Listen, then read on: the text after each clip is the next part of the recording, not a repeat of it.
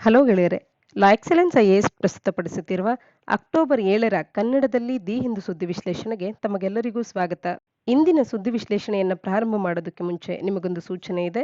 ಇದೇ October 18ರಿಂದ offline ಕ್ಲಾಸಸ್ಗಳು ಪ್ರಾರಂಭ ಆಗ್ತಾ ಇದೆ. ಪ್ರಿಲಿಮ್ಸ್ ಕಮ್ಸ್ ಮೈನ್ಸ್ ಆಫ್ಲೈನ್ ಬ್ಯಾಚಸ್ಗಳು 2022ನೇ ಸಾಲಿನ UPSC ಪರೀಕ್ಷೆಯ ಉದ್ದೇಶಕ್ಕಾಗಿ ಈ PCM ಕ್ಲಾಸಸ್ಗಳು ಪ್ರಾರಂಭ ಆಗ್ತಾ ಇದೆ. ಈ ಒಂದು ಕೋರ್ಸಿನ ಮುಖ್ಯವಾದಂತಹ ಹೈಲೈಟ್ಸ್ಗಳು ಅಂದರೆ NCERT ಫೌಂಡೇಶನ್ ಕೋರ್ಸ್ ಅನ್ನ ಇದು ಒಳಗೊಂಡಿರುತ್ತೆ. ಹಾಗೆ PCM ಆಫ್ಲೈನ್ ಕ್ಲಾಸಸ್ಗಳು, ರ್ಯಾಪಿಡ್ ರಿವಿಷನ್ ಪ್ರೋಗ್ರಾಮ್, ಹಾಗೆ ಪ್ರಿಲಿಮ್ಸ್ ಮತ್ತು ಮೇನ್ಸ್ಗೆ ಎರಡು ಪರೀಕ್ಷೆಗಳಿಗೆ ಸಂಬಂಧಪಟ್ಟಂತೆ ಟೆಸ್ಟ್ ಸೀರೀಸ್, ಈ 4 ಮುಖ್ಯವಾದಂತಹ ಅಂಶಗಳನ್ನ ಈ PCM ಮೇನ್ಸ್ ಆಫ್ಲೈನ್ ಬ್ಯಾಚಸ್ಸಿನ ಕ್ಲಾಸಸ್ಗಳು ಹೊಂದಿರುತ್ತೆ. ಹಾಗಾಗಿ ಈ ವರ್ಷದ ಪರೀಕ್ಷೆಗಾಗಿ ತಯಾರಿ ನಡೆಸ್ತಿರ್ತಕ್ಕಂಥ, ಅದರಲ್ಲೂ ಕೂಡ ಹೊಸದಾಗಿ ಪರೀಕ್ಷೆಗೆ ತಯಾರಿಯನ್ನ ಪ್ರಾರಂಭ ಮಾಡಿರ್ತಕ್ಕಂಥ ಯಾರೇ ಅಭ್ಯರ್ಥಿ ಆಗಿದ್ರು ಕೂಡ ಈ ಒಂದು ಪ್ರೋಗ್ರಾಮಿಗೆ ಜಾಯಿನ್ ಆಗೋದ್ರ ಮುಖಾಂತರ ಇದರ ಉಪಯೋಗವನ್ನು ಪಡ್ಕೊಳ್ಳಿ. ಹೆಚ್ಚಿನ ಮಾಹಿತಿಗಾಗಿ ಈ ಕೆಳಗಿನ ನಂಬರ್ಸ್ಗಳನ್ನು ಕಾಂಟ್ಯಾಕ್ಟ್ ಮಾಡಬಹುದು. ಮೊದಲ article, WHO recommends first anti malarial vaccine ಅನ್ನುವಂಥದ್ದು. ಮೊದಲ ಆಂಟಿ ಮಲೇರಿಯಲ್ ವ್ಯಾಕ್ಸಿನ್ ಅನ್ನ, ಮಲೇರಿಯಾ ಕಾಯಿಲೆಗೆ ಇದೇ ಮೊದಲ ಬಾರಿಗೆ ವ್ಯಾಕ್ಸಿನ್ ಒಂದನ್ನ ವಿಶ್ವ ಆರೋಗ್ಯ ಸಂಸ್ಥೆಯು ರೆಕಮೆಂಡ್ ಮಾಡ್ತಾ ಇದೆ. ಅದನ್ನ ಈ ಆರ್ಟಿಕಲ್ ನಮಗೆ ತಿಳಿಸ್ತಾ ಇರ್ತಕ್ಕಂಥದ್ದು. ಈ ಆರ್ಟಿಕಲ್ ಅನ್ನ GS ಪೇಪರ್ 2ನ ಅಡಿಯಲ್ಲಿ ಇಶ್ಯೂಸ್ ರಿಲೇಟೆಡ್ ಟು ಹೆಲ್ತ್ ಅನ್ನುವಂಥ ಸಿಲೆಬಸ್ನ ಅಡಿಯಲ್ಲಿ ಓದ್ಕೊಳ್ಬಹುದಾಗಿದೆ. ಮಸ್ಕಿಟೋ ವೆಕ್ಟರ್ನ ಮುಖಾಂತರವಾಗಿ ಅಂದ್ರೆ ಸೊಳ್ಳೆ ಕಡಿತದಿಂದಾಗಿ ಈ ಮಲೇರಿಯಾ ಕಾಯಿಲೆ ಅನ್ನುವಂಥದ್ದು ಮಾನವನಿಗೆ ಹರಡ್ತಾ ಇದ್ದಂಥದ್ದು. ದಶಕಗಳಿಂದ ಸಮಸ್ಯೆಯಾಗಿದ್ದಂಥ ಈ ಒಂದು ಕಾಯಿಲೆಗೆ ಸದ್ಯಕ್ಕೆ ಹೊಸದಾಗಿ ವ್ಯಾಕ್ಸಿನ್ ಅನ್ನ ಕಂಡುಹಿಡಿದಂತಾಗಿದೆ. ಇದನ್ನ ಈಗ ಮಕ್ಕಳ ಮೇಲೆ ಪ್ರಯೋಗ ಮಾಡಲಾಗ್ತಾ ಇದೆ. ಅದರಲ್ಲೂ ಸಬ್ ಸಹರನ್ ಆಫ್ರಿಕಾದ ರೀಜನ್ ನಲ್ಲಿರ್ತಕ್ಕಂಥ ಮಕ್ಕಳ ಮೇಲೆ ಇದನ್ನ ಪ್ರಯೋಗ ಮಾಡೋದಕ್ಕೆ ರೆಕಮೆಂಡ್ ಮಾಡ್ತಾ ಇದೆ WHO ಅನ್ನುವಂಥದ್ದನ್ನ ಈ ಆರ್ಟಿಕಲ್ ಅಲ್ಲಿ ನಾವು ಕಾಣಬಹುದಾಗುತ್ತೆ. ಈ ರೆಕಮೆಂಡೇಶನ್ಸ್ ಅನ್ನುವಂಥದ್ದು ಸದ್ಯಕ್ಕೆ ಪೈಲಟ್ ಪ್ರೋಗ್ರಾಮ್ನ ಮುಖಾಂತರವಾಗಿ ಆಗುತ್ತೆ. ಆಫ್ರಿಕನ್ ಕಂಟ್ರೀಸ್ಗಳಾದ ಗಾನಾ, ಕೀನ್ಯಾ, ಮಾಲಾವಿಯಲ್ಲಿ ಇದರ ಒಂದು ಅಡ್ಮಿನಿಸ್ಟ್ರೇಷನ್ ಅನ್ನ, ಈ ವ್ಯಾಕ್ಸಿನಿನ ಅಡ್ಮಿನಿಸ್ಟ್ರೇಷನ್ ಅನ್ನ ಕಾಣಬಹುದಾಗುತ್ತೆ. ಆರ್ಟಿಕಲ್ನ ಹಿನ್ನೆಲೆಯಲ್ಲಿ ಹೊಸದಾಗಿ ಕಂಡುಹಿಡಿದಿರ್ತಕ್ಕಂಥ ಈ ಮಾಸ್ಕಿರಿಸ್ ವ್ಯಾಕ್ಸಿನ್ನ ಬಗ್ಗೆ, ಮಲೇರಿಯಾ ಕಾಯಿಲೆಯ ಬಗ್ಗೆ ಒಂದಷ್ಟು ಮಾಹಿತಿಯನ್ನ ತಿಳ್ಕೊಳ್ಳೋಣ. ಮಾಸ್ಕಿರಿಕ್ಸ್ ಅನ್ನುವಂಥ ಈ ವ್ಯಾಕ್ಸಿನ್ ಅನ್ನುವಂಥದ್ದು ಫಾಲ್ಸಿಪೆರಮ್ನ ವಿರುದ್ಧವಾಗಿ ಆಕ್ಟ್ ಮಾಡುವಂಥದ್ದು. ಮೋಸ್ಟ್ ಡೆಡ್ಲಿ ಮಲೇರಿಯಾ ಪ್ಯಾರಸೈಟ್ ಅಂತ ಹೇಳಿ ಗುರುತಿಸ್ಕೊಂಡಿದೆ ಇದು ಜಗತ್ತಿನಾದ್ಯಂತ. ಇದನ್ನ ಫೈಟ್ ಮಾಡೋದಕ್ಕೆ ಈ ಮಾಸ್ಕಿರಿಸ್ ವ್ಯಾಕ್ಸಿನ್ ಅನ್ನುವಂಥದ್ದು ಈಗ ಹೆಲ್ಪ್ ಮಾಡುತ್ತೆ. ಹಾಗೆ ಈ ಮಲೇರಿಯಾ ಅನ್ನುವಂಥದ್ದು ಮೋಸ್ಟ್ ಪ್ರಿವಿಲೆಂಟ್ ಆಗಿರುವಂಥದ್ದು ಸದ್ಯಕ್ಕೆ ಆಫ್ರಿಕಾದಲ್ಲಿ. ಹಾಗಾಗಿ ಫಾಲ್ಸಿಪೆರಮ್ ಅನ್ನುವಂಥದ್ದು ಏನು ಮೋಸ್ಟ್ ಪ್ರಿವಿಲೆಂಟ್ ಆಗಿರ್ತಕ್ಕಂಥ ಆಫ್ರಿಕಾ ಖಂಡ ಇದೆ, ಅಲ್ಲಿ ಇದನ್ನ ಪೈಲಟ್ ಬೇಸಿಸ್ನ ಆಧಾರದ ಮೇಲೆ ಮಕ್ಕಳಿಗೆ ಈ ಒಂದು ವ್ಯಾಕ್ಸಿನ್ ಅನ್ನ ನೀಡಲಾಗ್ತಾ ಇರ್ತಕ್ಕಂಥದ್ದು.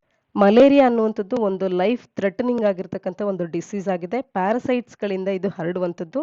ಆದ್ರೆ ಇದರ ವೆಕ್ಟರ್ ಯಾರು, ಇದನ್ನ ಅಂದ್ರೆ ಮಾನವನಿಗೆ ತಲುಪಿಸುವಂಥದ್ದು ಯಾರು ಅಂತ ಅಂದಾಗ ಸೊಳ್ಳೆ ಕಡಿತದ ಮುಖಾಂತರವಾಗಿ ಬರುತ್ತೆ. ಹಾಗಾಗಿ ಮಸ್ಕಿಟೋ ಅನ್ನುವಂಥದ್ದು ವೆಕ್ಟರ್ ಆಗಿರುತ್ತೆ.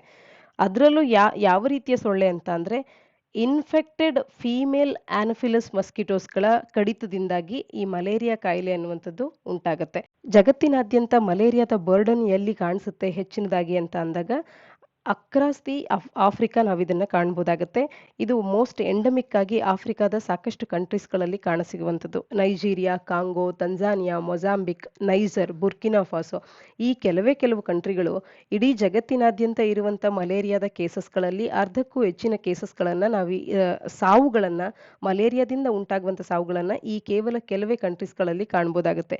ಇವತ್ತಿಗೂ ಕೂಡ WHO ಫಿಗರ್ಸ್ನಿಂದಾಗಿ ತಿಳಿಸುವಂಥದ್ದು ವರ್ಷವೊಂದಕ್ಕೆ 4 ಲಕ್ಷಕ್ಕೂ ಹೆಚ್ಚು ಮಂದಿ ಈ ಮಲೇರಿಯಾದಿಂದ ಸಾವಿಗೀಡಾಗ್ತಾರೆ ಅನ್ನುವಂಥದ್ದು.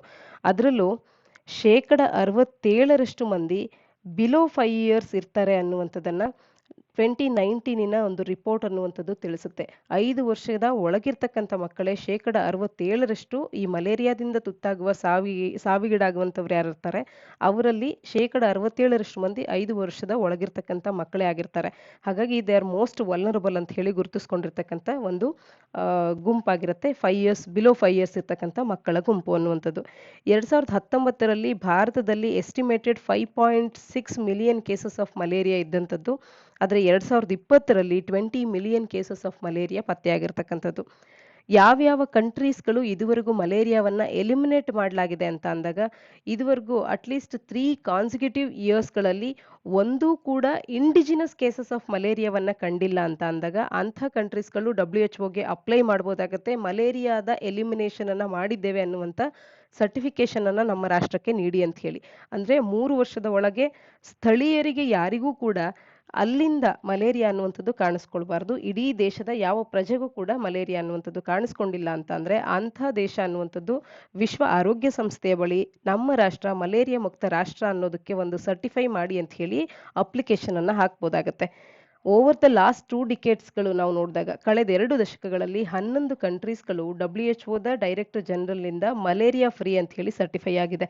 ಅವು ಯಾವುವು ಅಂದಾಗ United Arab Emirates UAE, Morocco, Turkmenistan, Armenia, Sri Lanka, Kyrgyzstan, Paraguay, Uzbekistan, Algeria, Argentina, El Salvador ಈ ಎಲ್ಲ ಕಂಟ್ರೀಸ್ಗಳು ಕೂಡ ಮಲೇರಿಯಾ ಮುಕ್ತ ರಾಷ್ಟ್ರ ಅಂತ ಹೇಳಿ ಗುರುತಿಸ್ಕೊಂಡಿರ್ತಕ್ಕಂಥದ್ದು. ಹೀಗಿದ್ದು ಕೂಡ ಭಾರತದಲ್ಲಿ ಇವತ್ತೂ ಕೂಡ ಮಲೇರಿಯಾದ ಕೇಸಸ್ಗಳನ್ನ ನಾವು ಈಗೇನು 2020ರಲ್ಲಿ 20 ಮಿಲಿಯನ್ ಕೇಸಸ್ಗಳನ್ನ ಭಾರತದಲ್ಲಿ ಮಲೇರಿಯಾದ ಕೇಸಸ್ಗಳನ್ನ ಕಂಡಿದ್ದೇವೆ. ಹಾಗಾಗಿ ಸಾಕಷ್ಟು ಸಮಸ್ಯೆಗಳನ್ನ ಇದರ ವಿಚಾರದಲ್ಲಿ ಇನ್ನೂ ಕೂಡ ನಾವು ಎದುರಿಸಬೇಕಾಗತ್ತೆ. ಚಾಲೆಂಜಸ್ಗಳು ಏನು ಮುಂದೆ ಇರುವಂಥದ್ದು ಅಂತ ಅಂದ್ರೆ ಲೇಟೆಸ್ಟ್ ವ್ಯಾಕ್ಸಿನ್ ಅನ್ನುವಂಥದ್ದು ಇದು ಕೇವಲ ಒಂದು ಸ್ಟೆಪ್ ಮಾತ್ರವೇ ಆಗುತ್ತೆ. Effective immunisation of the global population ಅನ್ನುವಂಥದ್ದು ಆಗಬೇಕಾಗತ್ತೆ ಮಲೇರಿಯಾದ ವಿರುದ್ಧವಾಗಿ. ಈ ಒಂದು ವ್ಯಾಕ್ಸಿನ್ ಅನ್ನುವಂಥದ್ದು ಸಿವಿಯರ್ ಕೇಸಸ್ ಆಫ್ ಮಲೇರಿಯಾವನ್ನ ಪ್ರಿವೆಂಟ್ ಮಾಡೋದಕ್ಕೆ ನೆರವಾಗುತ್ತೆ ಅಂತ ಹೇಳಿ ಎಕ್ಸ್ಪೆಕ್ಟ್ ಮಾಡಲಾಗ್ತದೆ. ಓನ್ಲಿ 30% ಆಫ್ ದಿ ಕೇಸಸ್ಗಳಲ್ಲಿ ಈ ರೀತಿಯ ಒಂದು ಪ್ರಿವೆನ್ಷನ್ ಅನ್ನುವಂಥದ್ದು ಈ ಒಂದು ವ್ಯಾಕ್ಸಿನ್ ಇಂದ ಸಾಧ್ಯ ಆಗ್ಬೋದು ಅನ್ನುವಂಥದ್ದು. ಮತ್ತು ಇನ್ನೂ ಎಫೆಕ್ಟಿವ್ ವ್ಯಾಕ್ಸಿನ್ಸ್ಗಳ ಕ್ವೆಸ್ಟ್ ಅನ್ನುವಂಥದ್ದು ಇದೇ ರೀತಿಯಾಗಿ ಮುಂದುವರಿತಾ ಇದೆ, ಅದು ಮುಂದುವರಿಬೇಕು ಕೂಡ. ಮತ್ತೆ ಈ ರೀತಿಯ ಮಲೇರಿಯಾ ವ್ಯಾಕ್ಸಿನ್ ಅನ್ನ ಡೆವಲಪ್ ಮಾಡೋದಕ್ಕೆ ಇದುವರೆಗೂ ಫೇಲ್ಯೂರ್ ಆಗೋದಕ್ಕೆ ಕಾರಣಗಳೇನು ಅಂತ ಅಂದ್ರೆ life cycle of the malaria causing parasite ಏನಿದೆ ಇದರ ಒಂದು ಕಾಂಪ್ಲೆಕ್ಸಿಟಿ ಅನ್ನುವಂಥದ್ದು ಇಷ್ಟು ದಿನ ಈ ಒಂದು ವ್ಯಾಕ್ಸಿನ್ ಅನ್ನ ಕಂಡುಹಿಡಿಯೋದಕ್ಕೆ ತೊಂದರೆ ಮಾಡ್ತಿದ್ದಂಥದ್ದು. ಆ ಪಾರ್ಟ್ ಆಫ್ ವಿಚ್ ಅನ್ನುವಂಥದ್ದು ಹ್ಯೂಮನ್ ಹೋಸ್ಟ್ ನಲ್ಲಿ ಸ್ಪೆಂಡ್ ಆಗುತ್ತೆ.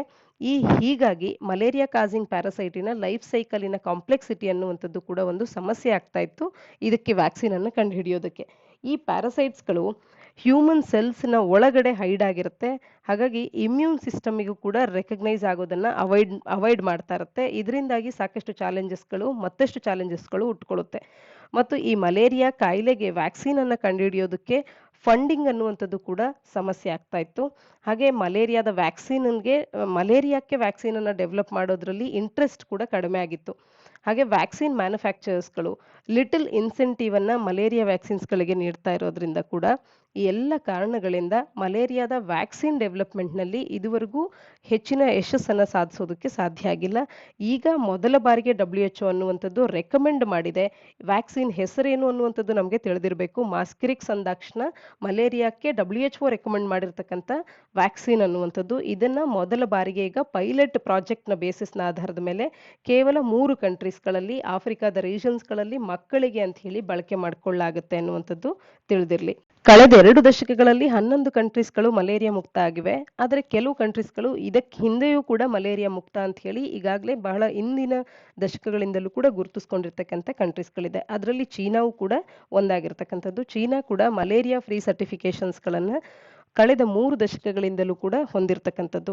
ಆದರೆ ಭಾರತ ಈ ಮೈಲಿಗಲ್ಲನ್ನು ದಾಟೋದಕ್ಕೆ we have a long way to go ಅನ್ನುವಂಥದ್ದು ಭಾರತದ 2020ರ ಕೇಸಸ್ಗಳನ್ನು ನೋಡಿದಾಗಲೇ ನಮಗೆ ತಿಳಿದು ಬರುತ್ತೆ. 20 ಮಿಲಿಯನ್ಗೂ ಹೆಚ್ಚಿನ ಮಲೇರಿಯಲ್ ಕೇಸಸ್ಗಳನ್ನು ಭಾರತ 2020ರಲ್ಲಿ ಕಂಡಿರ್ತಕ್ಕಂಥದ್ದು. ಮಲೇರಿಯಾವನ್ನ ಕಂಟ್ರೋಲ್ ಮಾಡೋದಕ್ಕೆ ಭಾರತ ಯಾವೆಲ್ಲ ಕ್ರಮಗಳನ್ನು ತಗೊಂಡಿದೆ ಅನ್ನುವಂಥದ್ದಕ್ಕೆ ಒಂದಷ್ಟು ಸಾಲುಗಳಲ್ಲಿ ಉತ್ತರವನ್ನ ಕಮೆಂಟ್ ಸೆಕ್ಷನ್ ಅಲ್ಲಿ ತಿಳಿಸೋದಕ್ಕೆ ಪ್ರಯತ್ನ ಮಾಡಿ. ಮುಂದಿನ article US expresses unease over S-400 deal ಅನ್ನುವಂಥದ್ದು.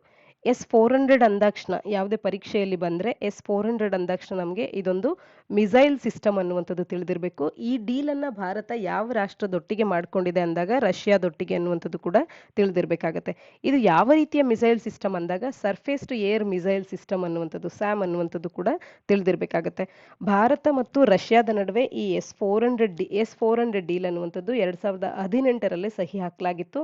ಇದು ಈಗ ಆನ್ ಟ್ರ್ಯಾಕ್ನಲ್ಲಿದೆ ಮತ್ತು ಇದೇ ವರ್ಷದ ಡಿಸೆಂಬರ್ನ ಒಳಗೆ ಇವುಗಳ ಇಂಡಕ್ಷನ್ ಅನ್ನುವಂಥದ್ದು ಭಾರತದಲ್ಲಿ ಆಗುತ್ತೆ ಅನ್ನುವಂಥದ್ದರ ಕುರಿತಾಗಿ ಇಂಡಿಯಾದ ಏರ್ ಫೋರ್ಸ್ ಚೀಫ್ ಆಗಿರುವಂಥ air chief marshal VR Chaudhary ಅವರು ಕನ್ಫರ್ಮ್ ಮಾಡಿದ್ರು ಇತ್ತೀಚೆಗೆ. ಇದಕ್ಕೆ ಉತ್ತರದ ರೀತಿಯಲ್ಲಿ US ಅನ್ನುವಂಥದ್ದು ರೆಸ್ಪಾಂಡ್ ಮಾಡಿದೆ.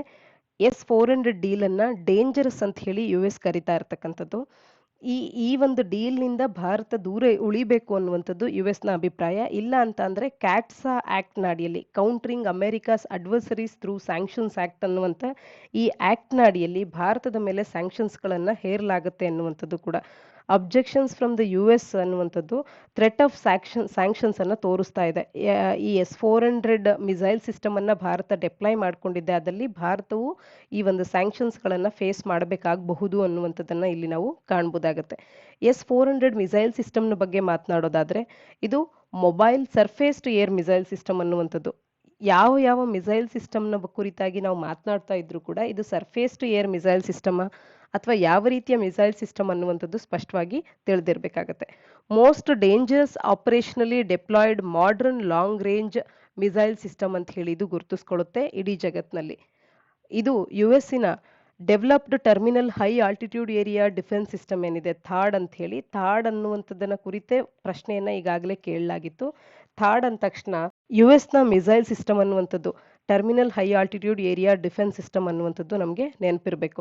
US ಡೆವಲಪ್ ಮಾಡಿರ್ತಕ್ಕಂಥ ಈ ಒಂದು ಥಾಡ್ಗಿಂತಲೂ ಕೂಡ ಮಚ್ ಅಹೆಡ್ ಆಗಿದೆ ರಷ್ಯಾದ ಈ surface to air missile system ಆಗಿರ್ತಕ್ಕಂಥ S-400 ಅನ್ನುವಂಥ. ಭಾರತ ಮತ್ತು ರಷ್ಯಾದ ನಡುವಿನ ಈ ಡೀಲ್ ಅನ್ನುವಂಥದ್ದು US ಅನ್ನ ಅನ್ಹ್ಯಾಪಿಯನ್ನಾಗಿ ಮಾಡಿದೆ. ಯಾವುದೇ ರಾಷ್ಟ್ರ S-400 ಅನ್ನ ಪಡ್ಕೊಳ್ಳುವಂತ ಒಂದು ಡೀಲನ್ನು ಮಾಡ್ಕೊಳ್ತಿದೆ ಅಂತಂದ್ರೆ ಆ ರಾಷ್ಟ್ರದ ಮೇಲೂ ಕೂಡ ಈ ಒಂದು ಕ್ಯಾಟ್ಸಾದ ಅಡಿಯಲ್ಲಿ ಸ್ಯಾಂಕ್ಷನ್ಸ್ ಗಳನ್ನ ಹಾಕುವಂತ ಒಂದು ಥ್ರೆಟ್ ಅನ್ನುವಂಥದ್ದು ಇರುತ್ತೆ. ಇದ್ರ ಬಗ್ಗೆ ಪಬ್ಲಿಕ್ ಆಗಿ ಕೂಡ US ಮಾತನಾಡಿರ್ತಕ್ಕಂಥದ್ದು. ಈಗ ಭಾರತ ಕೂಡ ಇದಕ್ಕೆ ಹೊರತಲ್ಲ ಅನ್ನುವಂತೆ ಒಂದು ಡಿಸೆಂಟ್ ಅನ್ನ ಅವರು ವ್ಯಕ್ತಪಡಿಸ್ತಾ ಇರ್ತಕ್ಕಂಥದ್ದು. ಮುಂದಿನ article, India US to work closely on Afghanistan says Shringla ಅನ್ನುವಂಥದ್ದು. ಭಾರತ ಮತ್ತು US ಅಫ್ಘಾನಿಸ್ತಾನದ ಸಿಚುಯೇಷನ್ನ ವಿಚಾರದಲ್ಲಿ ಕ್ಲೋಸ್ ಆಗಿ ವರ್ಕ್ ಮಾಡಲಿದೆ ಅನ್ನುವಂಥದ್ದನ್ನ ಭಾರತದ ಫಾರಿನ್ ಸೆಕ್ರೆಟರಿ ಹರ್ಷವರ್ಧನ್ ಶ್ರಿಂಗ್ಲಾ ಅವರು ತಿಳಿಸ್ತಾ ಇರ್ತಕ್ಕಂಥದ್ದು. US-ನ ಡೆಪ್ಟಿ ಸೆಕ್ರೆಟರಿ ವ್ಯಾಕ್ಸಿನ್ ಎಕ್ಸ್ಪೋರ್ಟ್ಸ್ಗಳನ್ನು ಮತ್ತೆ ಭಾರತ ಏನು ರಿಸಂಪ್ಷನ್ ಅನ್ನ ಮಾಡಿದೆ ವ್ಯಾಕ್ಸಿನ್ ಎಕ್ಸ್ಪೋರ್ಟ್ಸ್ಗಳ ವಿಚಾರದಲ್ಲಿ, ಇದನ್ನ ಅಪ್ಲಾಡ್ ಮಾಡಿರ್ತಕ್ಕಂಥದ್ದು. ಹಾಗೆ ಭಾರತ ಮತ್ತು US ನಡುವಿನ ಸಂಬಂಧಗಳು ಇಟ್ ಈಸ್ ಇಂಡಿಸ್ಪೆನ್ಸಬಲ್ ಅನ್ನುವಂಥದ್ದನ್ನ US ಮತ್ತು ಭಾರತದ ಪಾರ್ಟ್ನರ್ಶಿಪ್ನ ಬಗ್ಗೆ ಮಾತನಾಡಿರ್ತಕ್ಕಂಥದ್ದು. ಸೌತ್ ಏಷ್ಯಾದಲ್ಲಿನ ಶೀಘ್ರವಾದಂಥ ಬೆಳವಣಿಗೆಗಳನ್ನು ನೋಡೋದಾದ್ರೆ ಅದರಲ್ಲಿ ಮುಖ್ಯವಾಗಿ ಅಫ್ಘಾನಿಸ್ತಾನದಲ್ಲಿ ಸಾಕಷ್ಟು ಬದಲಾವಣೆಗಳನ್ನು ನಾವು ಇತ್ತೀಚಿನ ದಿನಗಳಲ್ಲಿ ಕಂಡ್ವಿ. ಇದನ್ನು ನೋಡಿದಾಗ ಈ ಒಂದು ರೀಜನಿನ ಪೀಸ್ ಅಂಡ್ ಸ್ಟೆಬಿಲಿಟಿಯನ್ನು ಕಾಪಾಡುವಂಥದ್ದು ಮುಖ್ಯವಾದಂಥ ಒಂದು ಅಂಶ ಆಗುತ್ತೆ. ಎರಡೂ ರಾಷ್ಟ್ರಗಳು ಕೂಡ ಈ ವಿಚಾರದಲ್ಲಿ ಕೈ ಜೋಡಿಸುತ್ತೆ ಅನ್ನುವಂಥದ್ದನ್ನ ಮಾತನಾಡಿರ್ತಕ್ಕಂಥದ್ದು. S-400 ಮಿಸೈಲ್ ಸಿಸ್ಟಮ್ ಅನ್ನ ಅವುಗಳ ಡೆಲಿವರಿ ಅನ್ನುವಂಥದ್ದು ಭಾರತಕ್ಕೆ ಈ ವರ್ಷದ ಕೊನೆಯಲ್ಲಿ ಆಗಿದ್ದೇ ಆದಲ್ಲಿ ಕ್ಯಾಟ್ಸಾದ ಅಡಿಯಲ್ಲಿ ಸ್ಯಾಂಕ್ಷನ್ಸ್ ಗಳನ್ನ ಕೂಡ ಇಂಪೋಸ್ ಮಾಡಬಹುದಾಗುತ್ತೆ ಅನ್ನುವಂಥದ್ದನ್ನ ಇಲ್ಲಿ ತಿಳಿಸ್ತಾ ಇರ್ತಕ್ಕಂಥದ್ದು. ಈಗಾಗಲೇ ಚೈನಾ ಅನ್ನುವಂಥದ್ದು S-400 ಅನ್ನ ಇಂಪೋರ್ಟ್ ಮಾಡ್ಕೊಂಡಿದೆ ಅನ್ನುವಂಥ ಉದ್ದೇಶದಿಂದಾಗಿ ಚೈನಾದ ಮೇಲೆ ಸ್ಯಾಂಕ್ಷನ್ಸ್ ಗಳನ್ನ US ಹೇರಲಾಗಿರ್ತಕ್ಕಂಥದ್ದು. ಇದೇ ರೀತಿಯಾದಂಥ ನಡೆಯನ್ನ ಭಾರತದ ಮೇಲೂ ಕೂಡ ಪ್ರಯೋಗ ಮಾಡಬೇಕಾಗತ್ತೆ ಅನ್ನುವಂಥದ್ದನ್ನ ಮತ್ತೆ US ಅನ್ನುವಂಥದ್ದು ಪುನರುಚ್ಚರಿಸ್ತಾ ಇದೆ. ಇನ್ನು ವ್ಯಾಕ್ಸಿನ್ ಪಾರ್ಟ್ನರ್ಶಿಪ್ನ ವಿಚಾರದಲ್ಲಿ ಮತ್ತೆ ಏನು ಭಾರತ ಅನ್ನುವಂಥದ್ದು ವ್ಯಾಕ್ಸಿನ್ಸ್ಗಳನ್ನು ಎಕ್ಸ್ಪೋರ್ಟ್ ಮಾಡೋದಕ್ಕೆ ರೆಸಂಪ್ಷನ್ ಅನ್ನ ಮಾಡ್ಕೊಂಡಿದೆ. ಇದನ್ನ US ಅನ್ನುವಂಥದ್ದು ಅಪ್ಲಾಡ್ ಮಾಡ್ತಿರ್ತಕ್ಕಂಥದ್ದು. ಮುಂದಿನ ಆರ್ಟಿಕಲ್, ಸುಪ್ರೀಂ ಕೋರ್ಟ್ ಆಸ್ firecracker makers why they stock barium despite ban ಅನ್ನುವಂಥದ್ದು. ಪಟಾಕಿಗಳನ್ನೇ ಸಿಡಿಸಬಾರ್ದು ಅಂತ ಹೇಳಿ ಬ್ಯಾನ್ ಮಾಡಿದ್ದು ಸಹ ಬೇರಿಯಂ ಅನ್ನ ಯಾತಕ್ಕಾಗಿ ಫೈರ್ ಕ್ರ್ಯಾಕರ್ ಅನ್ನ ಮ್ಯಾನುಫ್ಯಾಕ್ಚರ್ ಮಾಡುವಂತವರು ಸ್ಟಾಕ್ ಮಾಡ್ತಿದ್ದಾರೆ ಅಂತ ಹೇಳಿ ಸರ್ವೋಚ್ಚ ನ್ಯಾಯಾಲಯ ಪ್ರಶ್ನೆ ಮಾಡ್ತಾ ಇರ್ತಕ್ಕಂಥ. ಈ ಟಾಕ್ಸಿಕ್ ಕೆಮಿಕಲ್ಸ್ ಗಳನ್ನ ಮ್ಯಾನುಫ್ಯಾಕ್ಚರರ್ಸ್ ಗಳಿಂದ ಸೀಸರ್ ಮಾಡೋದ್ರ ಬಗ್ಗೆ ಕೂಡ ಕೋರ್ಟ್ ಆರ್ಡರ್ ಮಾಡಬಹುದಾಗಿರುತ್ತೆ. ಬೇರಿಯಂ ಅನ್ನ ಪಟಾಕಿಗಳಲ್ಲಿ ಗ್ರೀನ್ ಸ್ಪಾರ್ಕ್ಸ್ಗಳು ಬರೋದಕ್ಕೆ ಅಂತ ಹೇಳಿ ಬಳಕೆ ಮಾಡ್ಕೊಳ್ಳಾಗತ್ತೆ. ಇದೊಂದು ಟಾಕ್ಸಿಕ್ ಕೆಮಿಕಲ್ ಆಗಿರುತ್ತೆ. ಇದು ಸಾಕಷ್ಟು ವಿಷಪೂರಿತವಾದಂಥ ಒಂದು ಕೆಮಿಕಲ್ ಆಗಿರ್ತಕ್ಕಂಥ. CSIR ಗ್ರೀನ್ ಕ್ರ್ಯಾಕರ್ಸ್ ಗಳನ್ನ ಡೆವಲಪ್ ಮಾಡುವಂತ ಸಂದರ್ಭದಲ್ಲಿ ಟೂ ಪ್ರಾಂಗ್ಡ್ ಅಪ್ರೋಚ್ ಅನ್ನ ಅಡಾಪ್ಟ್ ಮಾಡ್ಕೊಳ್ಳುತ್ತೆ. ಅದರಲ್ಲಿನ ಒಂದು ಅಪ್ರೋಚ್ ಅನ್ನುವಂಥದ್ದು, ಒಂದು ಸ್ಟ್ರೀಮ್ ಆಫ್ ಆಕ್ಟಿವಿಟಿ ಅನ್ನುವಂಥದ್ದು ಟ್ರೆಡಿಷನಲ್ ಕ್ರ್ಯಾಕರ್ಸ್ ಗಳಲ್ಲಿ ಬಳಕೆ ಮಾಡುವಂತ ಬೇರಿಯಂ ನೈಟ್ರೇಟಿನ ಲೆವೆಲ್ ಏನಿದೆ ಅದನ್ನ ರಿಡಕ್ಷನ್ ಮಾಡೋದ್ರ ಬಗ್ಗೆ ಯೋಚನೆ ಮಾಡುವಂಥದ್ದು ಒಂದಾಗುತ್ತೆ. ಬೇರಿಯಂ ನೈಟ್ರೇಟಿನ ಲೆವೆಲ್ ಅನ್ನ ರಿಡಕ್ಷನ್ ಮಾಡುವಂಥದ್ದು. ಸೆಕೆಂಡ್ ಪಾತ್ವೆ ಅನ್ನುವಂಥದ್ದು ಬೇರಿಯಂ ನೈಟ್ರೇಟ್ ಅನ್ನ ರೀಪ್ಲೇಸ್ ಮಾಡಿ ಅದರ ಬದಲಿಗೆ ಪೊಟ್ಯಾಷಿಯಂ ನೈಟ್ರೇಟ್ ಅನ್ನ ಬಳಕೆ ಮಾಡ್ಕೊಳ್ಳೋದಕ್ಕೆ ಸಾಧ್ಯ ಆಗುವಂತೆ ಮಾಡುವಂಥದ್ದು. ಈ ರೀತಿಯಾಗಿ ಆದಷ್ಟು ಬೇರಿಯಂನ ಬಳಕೆಯನ್ನ ಕಡಿಮೆ ಮಾಡೋದ್ರ ಬಗೆಗೆ ಗ್ರೀನ್ ಕ್ರ್ಯಾಕರ್ಸ್ಗಳು ಕೂಡ ಗಮನವನ್ನ ಹರಿಸ್ತಾ ಇರ್ತಕ್ಕಂಥದ್ದು. ಅಂದ್ರೆ ಬೇರಿಯಂ ಅನ್ನುವಂಥದ್ದು ಟಾಕ್ಸಿಕ್ ಕೆಮಿಕಲ್ ಆಗಿರೋದ್ರಿಂದ ಅದನ್ನ ಅವಾಯ್ಡ್ ಮಾಡುವಂಥದಕ್ಕೆ ಪ್ರಯತ್ನ ಮಾಡ್ತಾರೆ. ಆದ್ರೆ ಈಗ ಫೈರ್ ಕ್ರ್ಯಾಕರ್ಸ್ ಗಳನ್ನೇ ಸಿಡಿಸಬಾರ್ದು ಅಂತ ಹೇಳಿ ಸುಪ್ರೀಂ ಕೋರ್ಟ್ ಅನ್ನುವಂಥದ್ದು ತಿಳಿಸಿದ್ರು ಕೂಡ ಫೈರ್ ಕ್ರ್ಯಾಕರ್ ಮೇಕರ್ಸ್ಗಳು ಬೇರಿಯಂ ಅನ್ನ ಸ್ಟಾಕ್ ಮಾಡ್ತಿರೋದ್ರ ವಿರುದ್ಧವಾಗಿ ಸುಪ್ರೀಂ ಕೋರ್ಟ್ ಮಾತನಾಡ್ತಾ ಇರ್ತಕ್ಕಂಥದ್ದು. ಫೈರ್ ಕ್ರ್ಯಾಕರ್ಸ್ ಗಳ ಉತ್ಪಾದನೆಯಲ್ಲಿ ಬೇರಿಯಂ ಬಳಕೆ ಆಗುತ್ತೆ ಅನ್ನುವಂಥದ್ದು ಇದೊಂದು ಟಾಕ್ಸಿಕ್ ಕೆಮಿಕಲ್ ಆಗಿರುತ್ತೆ. ಇದೊಂದು ಎಲಿಮೆಂಟ್ ಹೌದು. ಇದೆಲ್ಲವೂ ಕೂಡ ನಮಗೆ ತಿಳಿದಿರಬೇಕಾಗುತ್ತೆ. ಮುಂದಿನ article, UP tops list of States emitting fine particulate matter ಅನ್ನುವಂಥದ್ದು. ಫೈನ್ ಪರ್ಟಿಕ್ಯುಲೇಟ್ ಮ್ಯಾಟರ್ನ ವಿಚಾರದಲ್ಲಿ ಯಾವ ರಾಜ್ಯಗಳು ಹೆಚ್ಚಿಗೆ ಇದನ್ನ ಎಮಿಟ್ ಮಾಡ್ತಿದೆ ಅಂತ ಹೇಳಿ ನಡೆಸಿರ್ತಕ್ಕಂಥ ಒಂದು ಅಧ್ಯಯನದಲ್ಲಿ ಉತ್ತರ ಪ್ರದೇಶದಲ್ಲಿ ಈ ಫೈನ್ ಪರ್ಟಿಕ್ಯುಲೇಟ್ ಮ್ಯಾಟರ್ ಅನ್ನುವಂಥದ್ದು ಹೆಚ್ಚಿನದಾಗಿ ಎಮಿಟ್ ಆಗ್ತಾ ಇದೆ ಅನ್ನುವಂಥದ್ದನ್ನ ಅಧ್ಯಯನ ತಿಳಿಸಿರ್ತಕ್ಕಂಥದ್ದು. ಇಲ್ಲಿ ಹೆಚ್ಚಿಗೆ ಇದು ಎಮಿಟ್ ಆಗ್ತಾ ಇದೆ ಅಂತ ಅಂದ್ರೆ ಪಲ್ಯೂಷನ್ ಜಾಸ್ತಿ ಆಗ್ತದೆ ಅಂತ. ಪಲ್ಯೂಷನ್ ಜಾಸ್ತಿ ಆಗ್ತದೆ ಅಂತ ಹೇಳಿ ಅಂತಂದ್ರೆ ರೆಸ್ಪಿರೇಟರಿ ಕಾಯಿಲೆಗಳು ಹೆಚ್ಚಾಗುವಂಥದ್ದು, ಅನೀಮಿಕ್ ಆಗುವಂಥದ್ದಕ್ಕೂ ಕೂಡ ಸಾಕಷ್ಟು ಉದಾಹರಣೆಗಳು ನಮ್ಮಲ್ಲಿ ಇರುವಂಥದ್ದು. ಈ ಅನಿಮಿಯಾ ಅಂತ ಅಂದ್ರೆ ಏನು ಅಂತ ಅಂದ್ರೆ WHO ಡಿಫೈನ್ ಮಾಡೋ ಪ್ರಕಾರ ಅನಿಮಿಯಾ ಅಂತ ಅಂದ್ರೆ ಯಾವುದೇ ವ್ಯಕ್ತಿಗಳ ಬಾಡಿಯಲ್ಲಿ ಅವರ ಬಾಡಿಯಲ್ಲಿರ್ತಕ್ಕಂಥ RBCsಗಳು, ರೆಡ್ ಬ್ಲಡ್ ಸೆಲ್ಸ್ಗಳು ಅಥವಾ ಅವರ ಒಂದು ಆಕ್ಸಿಜನ್ ಕ್ಯಾರಿಯಿಂಗ್ ಕೆಪಾಸಿಟಿ ಅನ್ನುವಂಥದ್ದು ಅವರ ಫಿಸಿಯಾಲಜಿಕಲ್ ನೀಡ್ಸ್ಗಳನ್ನ ಮೀಟ್ ಮಾಡೋದಕ್ಕೆ ಸಾಧ್ಯ ಆಗದಿರುವಷ್ಟು ಕಡಿಮೆ ಆಗ್ತಿದೆ ಅಂತ ಅಂದಾಗ ಅದನ್ನ ಅನಿಮಿಯಾ ಅನ್ನುವಂಥ ಸ್ಥಿತಿಗೆ ಆ ಪೇಷಂಟ್ಸ್ ತಲುಪಿದ್ದಾರೆ, ಅನಿಮಿಕ್ ಪೇಷಂಟ್ ಅಂತ ಹೇಳಿ ಅವರನ್ನ ಗುರುತಿಸಲಾಗುತ್ತೆ. ಇದಕ್ಕೆ ಕಾಸಸ್ ಏನು ಅಂತ ಅಂದ್ರೆ ಐರನ್ ಡಿಫಿಷಿಯನ್ಸಿ ಆಗುವಂಥದ್ದು ಒಂದು ಮೋಸ್ಟ್ ಕಾಮನ್ ಕಾಸ್ ಆಗುತ್ತೆ ಅನಿಮಿಯಾವನ್ನ ಹೊಂದೋದಕ್ಕೆ. ಆಲ್ದೋ ಅದರ್ ಕಂಡೀಷನ್ಸ್ಗಳು ಯಾವುವು ಅಂತ ಅಂದ್ರೆ vitamin B12, vitamin A deficiency ಆಗುವಂಥದ್ದು ಅಥವಾ ಕ್ರೋನಿಕ್ ಇನ್ಫ್ಲಮೇಷನ್ ಆಗುವಂಥದ್ದು ಮತ್ತು ಪ್ಯಾರಾಸಿಟಿಕ್ ಇನ್ಫೆಕ್ಷನ್ಸ್ಗಳಾಗುವಂಥದ್ದು, ಇನ್ಹೆರಿಟೆಡ್ ಡಿಸಾರ್ಡರ್ಸ್ಗಳಾಗಿರ್ಬೋದು, ಇವೆಲ್ಲವೂ ಕೂಡ ಅನಿಮಿಯಾ ಆಗೋದಕ್ಕೆ ಕಾರಣ ಆಗುತ್ತೆ. ಇದರ ಸಿಂಪ್ಟಮ್ಸ್ಗಳೇನು ಅಂತ ಅಂದ್ರೆ ಸಿವಿಯರ್ ಫಾರ್ಮ್ನಲ್ಲಿ ಫ್ಯಾಟಿಗ್ ಆಗುವಂಥದ್ದು, ವೀಕ್ನೆಸ್ ಆಗುವಂಥದ್ದು, ಡಿಸಿನೆಸ್, ಡ್ರೌಸಿನೆಸ್ ಆಗುವಂಥದ್ದು. ಪ್ರೆಗ್ನೆಂಟ್ ವುಮೆನ್ ಮತ್ತು ಚಿಲ್ಡ್ರನ್ ಇದಕ್ಕೆ ಹೆಚ್ಚಿನದಾಗಿ ವಲ್ನರಬಲ್ ಆಗಿರ್ತಾರೆ. ಈ ರೀತಿ ಅನಿಮಿಯಾ ಕೂಡ ಈ ರೀತಿಯ ಫೈನ್ ಪರ್ಟಿಕ್ಯುಲೇಟ್ ಮ್ಯಾಟರ್ ಅನ್ನುವಂಥದ್ದು ಹೆಚ್ಚಾಗುವಂಥ ಪ್ರದೇಶದಲ್ಲಿ ಅನಿಮಿಕ್ ಆಗುವಂಥ ಚಾನ್ಸಸ್ಗಳು ಕೂಡ ಹೆಚ್ಚಿನದಾಗಿರುತ್ತೆ. ಅಲ್ಲಿನ ಜನ ಇದಕ್ಕೆ ವಲ್ನರಬಲ್ ಆಗಿರ್ತಾರೆ. UP ಜೊತೆಗೆ ಮಹಾರಾಷ್ಟ್ರ, ಗುಜರಾತ್, ಒಡಿಸ್ಸಾ, ವೆಸ್ಟ್ ಬೆಂಗಾಲ್, ಮಧ್ಯಪ್ರದೇಶ್, ಬಿಹಾರ್, ತಮಿಳುನಾಡು ಮತ್ತು ರಾಜಸ್ಥಾನ್ ಈ ಎಲ್ಲ ರಾಜ್ಯಗಳು ಕೂಡ ಟಾಪ್ ಪಲ್ಯೂಟರ್ಸ್ಗಳು ಅಂತ ಹೇಳಿ ಗುರುತಿಸ್ಕೊಂಡಿದೆ. ಡಿಫ್ರೆಂಟ್ಲಿ ರ್ಯಾಂಕ್ ಆಗಿದೆ 5 ಡಿಫ್ರೆಂಟ್ ಸೋರ್ಸಸ್ಗಳಿಂದಾಗಿ. ಉತ್ತರ ಪ್ರದೇಶ ಅನ್ನುವಂಥದ್ದು ಮಾತ್ರವೇ ಇಲ್ಲಿ ಎಲ್ಲಾ ಸೋರ್ಸಸ್ಗಳಲ್ಲೂ ಕೂಡ ಟಾಪ್ನಲ್ಲಿ ಇರುವಂಥದ್ದು, ಅಂದ್ರೆ ಹೆಚ್ಚಿನದಾಗಿ ಪಲ್ಯೂಟ್ ಆಗ್ತಾ ಇದೆ ಅನ್ನುವಂಥದ್ದು ಅಥವಾ ಫೈನ್ ಪರ್ಟಿಕ್ಯುಲೇಟ್ ಮ್ಯಾಟರ್ಸ್ಗಳನ್ನು ಹೆಚ್ಚಿನದಾಗಿ ಎಮಿಟ್ ಮಾಡ್ತಾ ಇದೆ ಅನ್ನುವಂಥದ್ದನ್ನ ತಿಳಿಸುತ್ತೆ. ಟಾಪ್ ಪಲ್ಯೂಟರ್ಸ್ಗಳು ಯಾವ್ಯಾವ ರಾಜ್ಯಗಳು ಅನ್ನುವಂಥದ್ದನ್ನ ಈ ಟೇಬಲ್ನಲ್ಲಿ ಕೂಡ ನಾವು ಗುರುತಿಸ್ಬೋದಾಗತ್ತೆ. ಏರ್ ಕ್ವಾಲಿಟಿ ಅನ್ನುವಂಥದ್ದು ನಾಶ ಆಗುತ್ತೆ ಯಾವಾಗ ಫೈನ್ ಪರ್ಟಿಕ್ಯುಲೇಟ್ ಮ್ಯಾಟರ್ ಅನ್ನುವಂಥದ್ದು ಹೆಚ್ಚಾಗುತ್ತೆ. ಅಲ್ಲಿನ ಏರ್ ಕ್ವಾಲಿಟಿ ಅನ್ನುವಂಥದ್ದು ಕಡಿಮೆ ಆಗ್ತಾ ಬರುತ್ತೆ. ಡೆಲ್ಲಿಯ ಏರ್ ಕ್ವಾಲಿಟಿಯ ಬಗ್ಗೆ ಪ್ರತಿ ವರ್ಷವೂ ಕೂಡ ನಾವು ಓದ್ತಾನೆ ಇದ್ದೇವೆ. ಡೆಲ್ಲಿಯ ಸುತ್ತಮುತ್ತಲಿನ ವಾತಾವರಣವು ಕೂಡ ಅಷ್ಟಾಗಿ ಸರಿ ಇಲ್ಲದ ಕಾರಣದಿಂದಾಗಿ ಡೆಲ್ಲಿಯಲ್ಲಿ ಏರ್ ಕ್ವಾಲಿಟಿ ಅನ್ನುವಂಥದ್ದು ಪದೇ ಪದೇ ಹಾಳಾಗ್ತಿರುತ್ತೆ. ಒಂದು ಪಂಜಾಬ್, ಹರಿಯಾಣ, ವೆಸ್ಟರ್ನ್ UPಗಳಲ್ಲಿ ಆಗುವಂಥ ಸ್ಟಬಲ್ ಬರ್ನಿಂಗ್ ಒಂದು ಕಾರಣ ಆದ್ರೆ, ಮತ್ತೊಂದು ಡೆಲ್ಲಿಯ ಸುತ್ತಮುತ್ತ ಇರುವಂಥ ಇಂಡಸ್ಟ್ರಿಯಲ್ ಏರಿಯಾಸ್ಗಳು ಮತ್ತು ಅಲ್ಲಿರ್ತಕ್ಕಂಥ ಥರ್ಮಲ್ ಪವರ್ ಪ್ಲಾಂಟ್ಸ್ಗಳು ಇದಕ್ಕೆ ಮತ್ತೊಂದು ಕಾರಣ ಆಗುತ್ತೆ. ಹಾಗೆ ಅಲ್ಲಿ ಕೂಡ ಹೆಚ್ಚಿನದಾಗಿ ವೆಹಿಕ್ಯುಲರ್ ಎಮಿಷನ್ ಕೂಡ ಆಗುವಂಥದ್ದು. ಇವೆಲ್ಲ ಕಾರಣದಿಂದ despite being one of the greenest capitals, ಇಡೀ ಜಗತ್ನಲ್ಲಿ one of the greenest capitals ಅಂತ ಹೇಳಿ ಡೆಲ್ಲಿ ಗುರುತಿಸ್ಕೊಂಡ್ರೂ ಕೂಡ ಮೋಸ್ಟ್ ಪಲ್ಯೂಟೆಡ್ ಸಿಟಿ ಅಂತ ಕೂಡ ಇದು ಒಂದು ಕಪ್ಪು ಗುರುತನ್ನು ಹೊಂದೋದಕ್ಕೆ ಕಾರಣ ಏನು ಅಂತ ಅಂದ್ರೆ ಈ ಎಲ್ಲ ಕಾರಣಗಳು, ಈ ಎಲ್ಲ ಸಮಸ್ಯೆಗಳು ಇದಕ್ಕೆ ಕಾರಣ ಆಗುತ್ತೆ. ಡೆಲ್ಲಿಯ ಏರ್ ಕ್ವಾಲಿಟಿ ಅನ್ನುವಂಥದ್ದು ಆಲ್ಮೋಸ್ಟ್ ಪ್ರತಿ ವರ್ಷವೂ ಕೂಡ ಪೂರ್ ಅನ್ನುವಂಥ ಒಂದು ಝೋನ್ಗೆ ಕೂಡ ಬರುವಂಥದ್ದನ್ನ ಕಾಣ್ತೇವೆ. ಏರ್ ಕ್ವಾಲಿಟಿ ಇಂಡೆಕ್ಸ್ ಅನ್ನ ಸೆಂಟ್ರಲ್ ಪೊಲ್ಯೂಷನ್ ಕಂಟ್ರೋಲ್ ಬೋರ್ಡ್ ಅವರು ಬಿಡುಗಡೆ ಮಾಡ್ತಾರೆ. ಈ ನ್ಯಾಷನಲ್ ಏರ್ ಕ್ವಾಲಿಟಿ ಇಂಡೆಕ್ಸ್ ಅನ್ನುವಂಥದ್ದನ್ನ 1 ನಂಬರ್ 1 ಕಲರ್ 1 ಡಿಸ್ಕ್ರಿಪ್ಷನ್ ಅನ್ನುವಂಥ ಒಂದು ಔಟ್ಲೈನ್ ಅಡಿಯಲ್ಲಿ 2014ರಲ್ಲಿ ಲಾಂಚ್ ಮಾಡಲಾಗುತ್ತೆ. ಕಾಮನ್ ಮ್ಯಾನ್ನು ಕೂಡ ಏರ್ ಕ್ವಾಲಿಟಿಯನ್ನ ಅವರ ಸುತ್ತಮುತ್ತಲಿನ ಏರ್ ಕ್ವಾಲಿಟಿ ಅನ್ನುವಂಥದ್ದು ಯಾವ ರೀತಿ ಇದೆ ಅಂತ ಹೇಳಿ ಜಡ್ಜ್ ಮಾಡೋದಕ್ಕೆ ನೆರವಾಗ್ಲಿ ಅಂತ ಹೇಳಿ ನ್ಯಾಷನಲ್ ಏರ್ ಕ್ವಾಲಿಟಿ ಇಂಡೆಕ್ಸ್ ಅನ್ನ ಇಂಟ್ರೊಡ್ಯೂಸ್ ಮಾಡಲಾಗುತ್ತೆ. ಇದರ ಅಡಿಯಲ್ಲಿ 8 ಮುಖ್ಯವಾದಂಥ ಪಲ್ಯೂಟೆಂಟ್ಸ್ಗಳನ್ನ ಇಲ್ಲಿ ಮೆಷರ್ ಮಾಡಲಾಗುತ್ತೆ. ಆ ಪಲ್ಯೂಟೆಂಟ್ಸ್ಗಳು ಯಾವುವು ಅನ್ನುವಂಥದ್ದನ್ನ ತಪ್ಪದೇ ಕಮೆಂಟ್ ಸೆಕ್ಷನ್ ಅಲ್ಲಿ ನೀವು ಕಮೆಂಟ್ ಮಾಡಿ ತಿಳಿಸಿ. ಇದನ್ನ ಸೆಂಟ್ರಲ್ ಪೊಲ್ಯೂಷನ್ ಕಂಟ್ರೋಲ್ ಬೋರ್ಡ್ ಅವರು ಇನ್ ಕನ್ಸಲ್ಟೇಷನ್ ವಿತ್ IIT ಕಾನ್ಪುರ್ ಇದನ್ನ ತಯಾರು ಮಾಡಿದಂಥದ್ದು. ಮುಖ್ಯವಾಗಿ ನ್ಯಾಷನಲ್ ಏರ್ ಕ್ವಾಲಿಟಿ ಇಂಡೆಕ್ಸ್ ಅನ್ನುವಂಥದ್ದು ಸಾಮಾನ್ಯ ಜನಗಳಿಗೂ ಕೂಡ ಏರ್ ಕ್ವಾಲಿಟಿ, ತಮ್ಮ ಸುತ್ತಮುತ್ತಲಿನ ಕ್ವಾಲಿಟಿ ಅನ್ನುವಂಥದ್ದು ಎಷ್ಟು ಚೆನ್ನಾಗಿದೆ ಅನ್ನುವಂಥದ್ದನ್ನ ಗುರುತಿಸೋದಕ್ಕೆ ನೆರವಾಗಬೇಕು ಅಂತ ಹೇಳಿ 1 ನಂಬರ್ 1 ಕಲರ್ 1 ಡಿಸ್ಕ್ರಿಪ್ಷನ್ ಅನ್ನುವಂಥ ಒಂದು ಔಟ್ಲೈನ್ ಅಡಿಯಲ್ಲಿ 2014ರಲ್ಲಿ ನ್ಯಾಷನಲ್ ಏರ್ ಕ್ವಾಲಿಟಿ ಇಂಡೆಕ್ಸ್ ಬರುತ್ತೆ. ಇದರ ಅಡಿಯಲ್ಲಿ 8 ಪಲ್ಯೂಟೆಂಟ್ಸ್ಗಳನ್ನ ಮೆಷರ್ ಮಾಡಲಾಗುತ್ತೆ. ಈ 8 ಯಾವುವು ಅನ್ನುವಂಥದ್ದನ್ನ ತಪ್ಪದೇ ಕಮೆಂಟ್ ಸೆಕ್ಷನ್ ಅಲ್ಲಿ ಕಮೆಂಟ್ ಮಾಡಿ ತಿಳಿಸಿ. ಹಾಗೆ ಇತ್ತೀಚಿನ ಈ ಫೈನ್ ಪರ್ಟಿಕ್ಯುಲೇಟ್ ಮ್ಯಾಟರ್ಗೆ ಸಂಬಂಧಪಟ್ಟಂತೆ ನಡೆದಿರ್ತಕ್ಕಂಥ ಅಧ್ಯಯನಗಳಲ್ಲಿ ಹೆಚ್ಚಿನ ಎಮಿಟರ್ ಯಾವುದು ಅಂದಾಗ UP ಅನ್ನುವಂಥದ್ದು ಕೂಡ ನಮಗೆ ನೆನಪಿರಬೇಕು. ಡೆಲ್ಲಿ ಸುತ್ತಲೂ ಕೂಡ ಅಲ್ಲಿನ ಒಂದು ಡೆಲ್ಲಿಯ ವಾತಾವರಣ ಅನ್ನುವಂಥದ್ದು ಹದಗೆಡುವುದಕ್ಕೆ, ಅಲ್ಲಿನ ಏರ್ ಕ್ವಾಲಿಟಿ ಅನ್ನುವಂಥದ್ದು ಲೋ ಆಗೋದಕ್ಕೆ ಕಾರಣಗಳೇನು ಅಂತ ಬರೆಯುವಂಥ ಸಂದರ್ಭದಲ್ಲಿ ಇತ್ತೀಚಿನ ಇಂಥ ಒಂದು ಅಧ್ಯಯನ UP ಅನ್ನುವಂಥದ್ದು ಫೈನ್ ಪರ್ಟಿಕ್ಯುಲೇಟ್ ಮ್ಯಾಟರ್ ಅನ್ನ ಹೆಚ್ಚಿನದಾಗಿ ಎಮಿಟ್ ಮಾಡುವಂಥ ರಾಜ್ಯ ಅಂತ ಗುರುತಿಸ್ಕೊಳ್ಳುತ್ತೆ.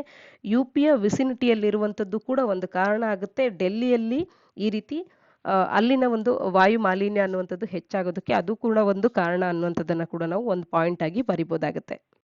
ಕೆಮಿಸ್ಟ್ರಿಗೆ ನೊಬೆಲ್ ಪಾರಿತೋಷಕವನ್ನ ಅನೌನ್ಸ್ ಮಾಡಿದ್ದಾರೆ. ಇಲ್ಲೂ ಕೂಡ ಇಬ್ಬರು ವಿಜ್ಞಾನಿಗಳು ಇದನ್ನ ಪಡ್ಕೊಂಡಿದ್ದಾರೆ. ಕೆಟಲಿಸ್ಟ್ನ ಬಗ್ಗೆ ಅವರ ವರ್ಕಿಗಾಗಿ ಇದನ್ನ ಪಡ್ಕೊಂಡಿರ್ತಕ್ಕಂಥದ್ದು. ಆರ್ಟಿಕಲ್ನ ಹಿನ್ನೆಲೆಯಲ್ಲಿ ಮೆಡಿಸಿನ್ಗೆ ಯಾವಿಬ್ಬರು ಸೈಂಟಿಸ್ಟ್ಗಳು ಮತ್ತು ಯಾವ ವಿಚಾರಕ್ಕಾಗಿ ನೊಬೆಲ್ ಪ್ರಶಸ್ತಿಯನ್ನ ಈ ಬಾರಿ ಪಡ್ಕೊಂಡ್ರು ಅನ್ನುವಂಥದ್ದನ್ನ ನಾವು ಮೊನ್ನೆ ಡಿಸ್ಕಸ್ ಮಾಡಿದ್ವಿ. ಅದನ್ನು ತಪ್ಪದೆ ಕಮೆಂಟ್ ಸೆಕ್ಷನ್ ಅಲ್ಲಿ ಕಮೆಂಟ್ ಮಾಡಿ ತಿಳಿಸಿ. ಇಲ್ಲಿ ನೊಬೆಲ್ ಪ್ರಶಸ್ತಿ ಪುರಸ್ಕೃತರು ಎಕೋ ಫ್ರೆಂಡ್ಲಿ ಟೂಲ್ ಅನ್ನ ಮಾಲಿಕ್ಯೂಲ್ಸ್ಗಳನ್ನ ಬಿಲ್ಡ್ ಮಾಡೋದಕ್ಕೆ ಎಕೋ ಫ್ರೆಂಡ್ಲಿ ಟೂಲ್ ಅನ್ನ ಕ್ರಿಯೇಟ್ ಮಾಡಿದ್ದಾರೆ. ಹಾಗಾಗಿ ಇವರಿಗೆ ನೊಬೆಲ್ ಪ್ರಶಸ್ತಿಯನ್ನು ಇವರು ಪಡ್ಕೊಂಡಿರ್ತಕ್ಕಂಥದ್ದು. ಯಾರು ಅಂತ ಅಂದಾಗ ಜರ್ಮನಿಯ ಬೆಂಜಮಿನ್ ಮತ್ತು US ಬೇಸ್ಡ್ ಡೇವಿಡ್ ಮ್ಯಾಕ್ ಮಿಲ್ಲನ್ ಅವರು ಇವರಿಬ್ಬರು ಕೂಡ ನೊಬೆಲ್ ಕೆಮಿಸ್ಟ್ರಿ ಪಾರಿತೋಷಕವನ್ನ ಪಡ್ಕೊಂಡಿರ್ತಕ್ಕಂಥದ್ದು. ಇವರು ಮಾಡಿರ್ತಕ್ಕಂಥ ಈ ಒಂದು ಅಚೀವ್ಮೆಂಟ್ ಅನ್ನುವಂಥದ್ದು ಏನು ಮಾಲಿಕ್ಯೂಲ್ಸ್ಗಳನ್ನ ಬಿಲ್ಡ್ ಮಾಡೋದಕ್ಕೆ ಒಂದು ಟೂಲ್ ಅನ್ನ ಡೆವಲಪ್ ಮಾಡಿದ್ದಾರೆ. ಇದು ರಸಾಯನಶಾಸ್ತ್ರವನ್ನ ಅಥವಾ ಕೆಮಿಸ್ಟ್ರಿಯನ್ನ ಹೆಚ್ಚಿನ ಪರಿಸರ ಸ್ನೇಹಿಯನ್ನಾಗಿ ಮಾಡುವಂತ ಒಂದು ಮುಖ್ಯವಾದಂತ ಅನ್ವೇಷಣೆಯಾಗಿ ಇವರ ಒಂದು ವರ್ಕ್ ಅನ್ನುವಂಥದ್ದು ಗುರುತಿಸ್ಕೊಳ್ಳುತ್ತೆ. ಒಂದು ಎಡಿಟೋರಿಯಲ್ ಅನ್ನ ಡಿಸ್ಕಸ್ ಮಾಡೋಣ. A strategy for India in a world that is adrift ಅಂತ ಹೇಳಿ. ಇವತ್ತಿನ ಒಂದು ಜಗತ್ತನ್ನ ನೋಡಿದ್ರೆ ಅದು ಎತ್ತಲೋ ಸಾಗ್ತಾ ಇದೆ. ಈ ರೀತಿಯ ಒಂದು ಜಗತ್ತಿನ ಸಂದರ್ಭದಲ್ಲಿ ಇಂಥ ಒಂದು ಸಂದರ್ಭದಲ್ಲಿ ಭಾರತ ಯಾವ ರೀತಿಯ ಸ್ಟ್ರಾಟಜಿಯನ್ನ ಮಾಡ್ಕೊಳ್ಬೇಕು ಅಂತ ಹೇಳಿ ಲೇಖಕರು ಕೆಲವೊಂದು ಅಂಶಗಳನ್ನ ಇಲ್ಲಿ ನೀಡ್ತಾ ಹೋಗಿದ್ದಾರೆ. ಇವತ್ತು ಸಾಕಷ್ಟು ಪವರ್ ಸೆಂಟರ್ಸ್ಗಳನ್ನ ಜಗತ್ತು ಹೊಂದಿರತಕ್ಕಂಥದ್ದು. ಈ ಹಿಂದೆ US ಅಂದಾಕ್ಷಣ ಪವರ್ ಸೆಂಟರ್ ಅಂತ ಹೇಳಿ ಗುರುತಿಸ್ಬೋದಾಗಿತ್ತು. ಆದರೆ ಇವತ್ತಿನ ಸ್ಥಿತಿಗತಿ ಬೇರೆ ರೀತಿಯದ್ದಾಗಿದೆ.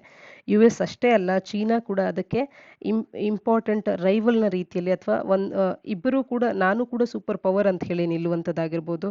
ಭಾರತವು ಕೂಡ ಸಾಕಷ್ಟು ರಂಗಗಳಲ್ಲಿ ತನ್ನದೇ ಆದಂಥ ಒಂದು ಸ್ಥಾನವನ್ನು ಪಡ್ಕೊಂಡಿರ್ತಕ್ಕಂಥದ್ದು. ಈ ರೀತಿಯಾಗಿ ಮೆನಿ ಪವರ್ ಸೆಂಟರ್ಸ್ಗಳನ್ನು ಹೊಂದಿರತಕ್ಕಂಥದ್ದು ಇವತ್ತಿನ ಜಗತ್ತು.